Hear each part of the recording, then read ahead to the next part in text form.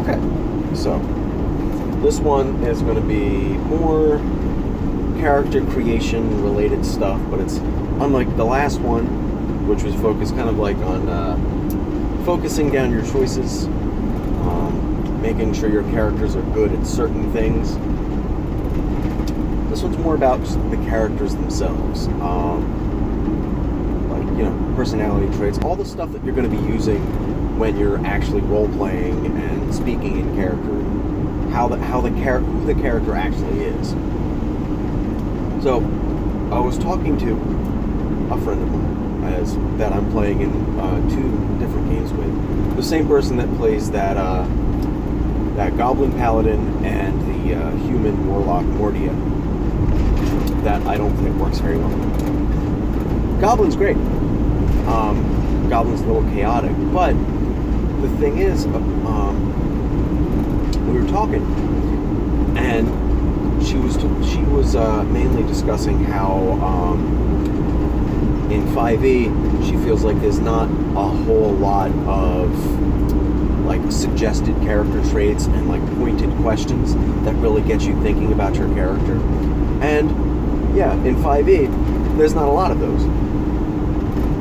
So you might have to import those kinds of pointed questions from somewhere else. You know, you see a lot of things online, people talking about like, 50 questions to ask about your character, or how does your character feel about this, or how would your character react to this, and these kind of questions get you thinking about your character. Where certain other role-playing games, like I think there's one Kickstarter indie one, Wanderhome. That one has a lot of those types of questions.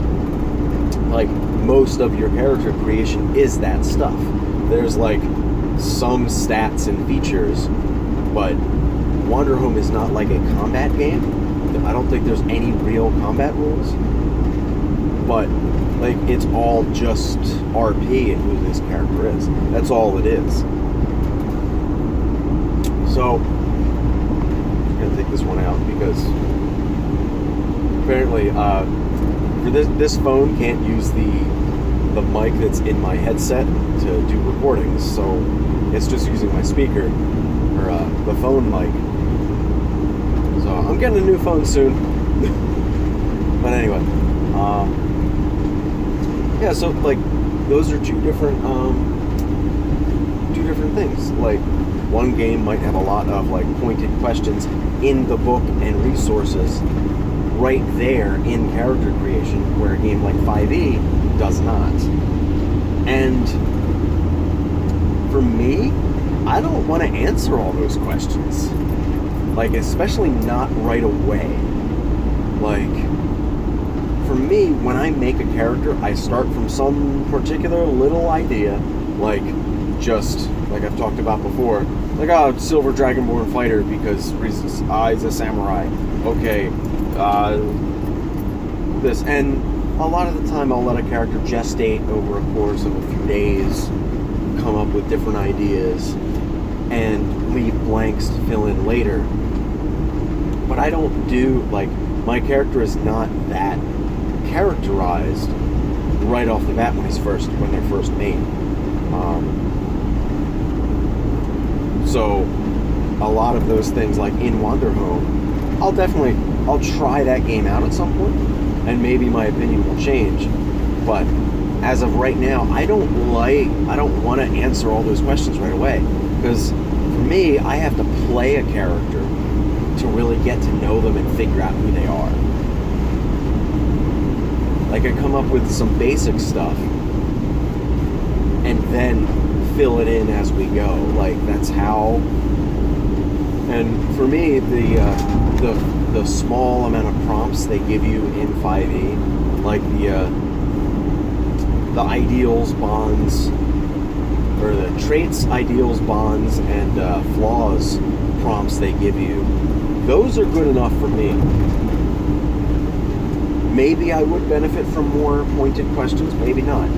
But as of right now, I feel like I like fewer things so that I can fill it in organically and add things I come up with. And there's no reason in a game with more pointed questions you can't do that anyway. You could ignore all these prompts, but that's the same thing in reverse. It's the opposite of importing rules. It's getting rid of things.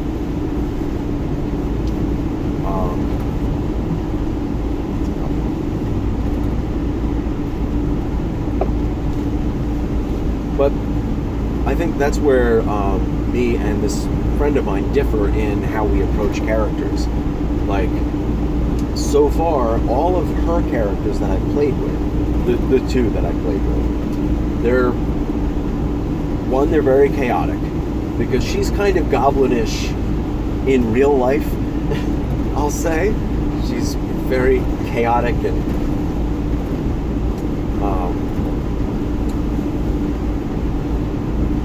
what's the word I'm looking for? Maybe a tad abrasive. Doesn't really care. Like, we'll just do wild, wacky shit. But overall, so that Goblin Paladin is not exactly an excuse, but it lets her essentially just channel that part of herself and just do weird shit. Like, all of our characters. Will you send me a text? I'll check that in a second after I'm done reading. Yeah, it lets her just do weird shit. Like, all of our characters are sitting having a single drink before we go to bed, and her character drinks an entire bottle of whiskey, gets smashed, and is like, has a huge hangover the rest of the day. So, yeah. I think that's it. That's just a quick one. I might record another part to this later.